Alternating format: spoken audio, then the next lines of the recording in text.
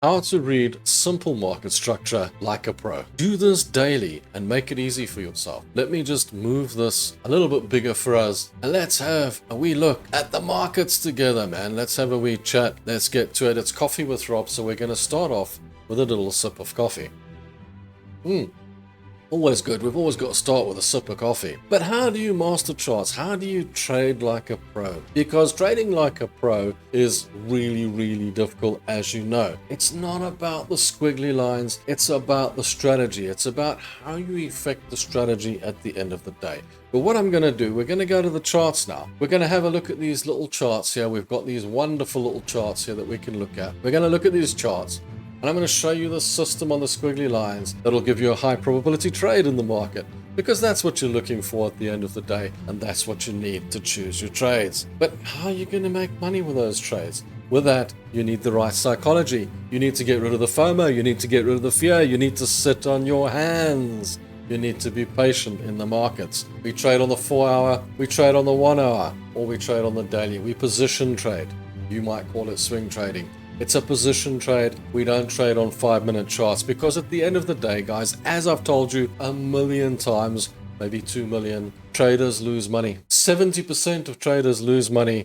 Position trading, swing trading, just normal geared trading. 99% of traders lose money trying to scalp and day trade. At the end of the day, you really need to think about this. You need to understand what you're getting into. Can you make money trading? Certainly you can make money trading. Of course you can make money trading if you've got the capital to put in. If you don't have the capital to put in, go down to the description. I've got a funded account there for you. You can use that. But without further ado, let's go and have a look at the charts, right? Let's go and see. Well, let me just put this little picture on the side so it's not too much in the way for you.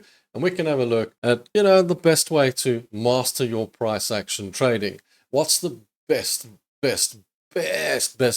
way to do this? What we'll do is, I'm on the wrong page here. Let me get to the right page. That's what I'm looking for. That's the page I'm looking for. Now today, I took this as a trade of the day. Euro Great British Pound went long. Why did I choose this trade? This is a trade that I didn't want to look at for a long time. I was like, I'm not interested in this. It's going nowhere, sitting around in the middle here, doing nothing. Suddenly it does something. Suddenly it gives you a picture. And that's what you're looking for. You're just waiting for that trade to give you a picture. There's a lot of you guys out there who decide on a high probability trading system, on a squiggly line trading system, that you're only going to trade one instrument because you feel that you're somehow going to get to know that instrument, and then you'll be an expert at it, so you don't trade anything else. The trouble with instruments, or the trouble with different products, is sometimes they just die off. So some of my favorite trading things, like gold, for sometimes comes along and then it just dies for years and I don't touch it. Brent will come along and I'll play it and then I won't touch it for a long time. US 500, Euro, US dollar, all these favorites, they come along, they're your favorites for a while and then they just die off. The DAX is a perfect example. I love the DAX when it's in play, but sometimes it just gets to a point where you just can't trade it. And then what do you do? What are you going to do if you're only trading one instrument? What are you actually going to do for the day? What are you going to trade? Because it's going nowhere. Now this Euro Great British Pound for a long time was a good favorite of mine, and then it just died again. It's back in play again. It's doing something.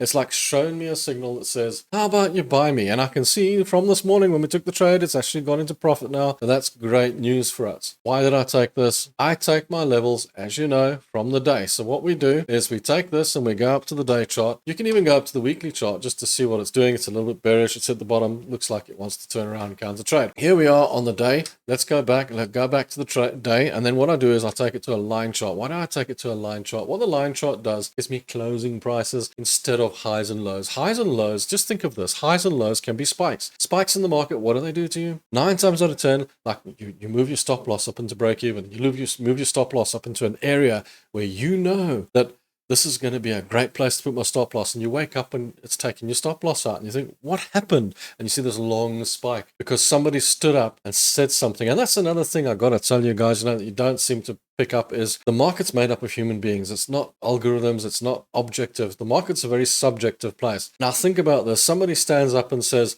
I'm going to change the interest rates. I'm going to do this. I'm going to do that. And then suddenly everybody sells off in the market because they want to sell out. They want to get out. They're all worried about what's going to happen next. Those are human beings that are trading, not objective algos or bots or anything. Those are human beings that have decided to make that decision to sell their trade. Always remember that, guys. Keep that in mind. So what I'm showing you here is, here we have resistance, Here we have a support that we've drawn in on the daily. Why have we drawn it in here? We look for 3 points at least sometimes. And the idea is that it will always get to that point, come back, gets to that point, come back, gets to that point, come back. But just remember, the more times it gets there, the more possibility it has of getting through and moving up. And at the bottom as well, we've drawn in a support. If we draw this back enough, we'll see why we drew that in there. We'll see why we drew that in there as well. So we draw those levels in to give us a line in the sand that says to us, that's where the price is probably going to go to. And if it gets there, then we know that it either goes through it or it comes back. We get that idea. Now we've got an idea where the markets are on the daily chart.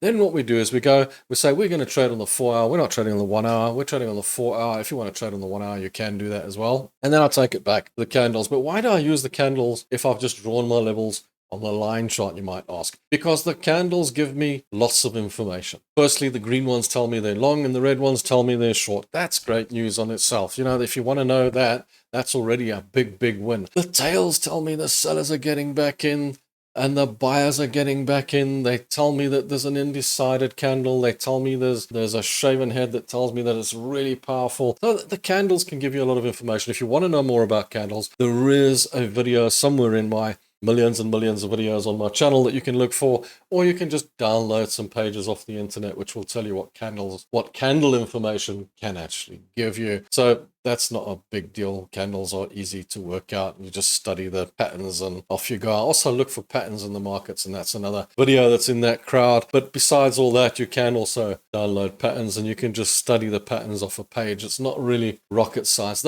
This part of trading I can teach to primary school children, guys. This is the easy part of trading. Difficult part of trading is the part of the strategy and the psychology. That's the difficult part, and that we'll get to as soon as we're finished with this. So now what we do is we draw in this trend resistance. This trend resistance is telling me, look, this is going down. This is going down in the short term. Look, there is a longer one, obviously, and there's a longer one up there too. But this is telling me that it's going down in the short term, and it's broken through that. So not only is it sort of bouncing off this main support at the bottom, it's breaking through this resistance here and heading on to the upside. I'm looking at that and saying, wow, there you go. That's a bit of a long trade. There's a lot of examples of that. Let's see if this one shows you an example. You see here, we took this trade because it broke away from that trend resistance and moved to the upside. What you can do, if it breaks through resistance like that, you can draw another line on the other side. You can use the line chart, but I'm just showing you this way. And if it comes back through that line, then it's going short again. It's breaking down to the other side. Just gives you an indication of which way the market is going for you. Just helps you to determine if it's broken structure and changed direction. And when it breaks structure and changes direction, that's when you want to be trading it. The US 500, for example, didn't break the structure that we put in here. We put this in on the daily, by the way, and you can see I've got a big railway line in here for the US 500. It stayed above it, which means this is actually still bullish and still long. If it had broken through that, then we could say, ooh, that's done. That's getting out of there. We can't carry on with that.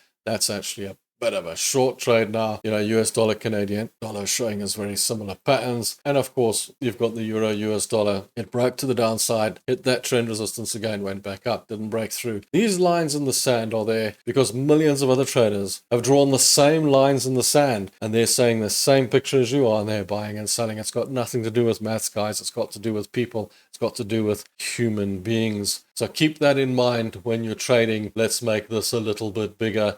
And let's talk strategy, shall we?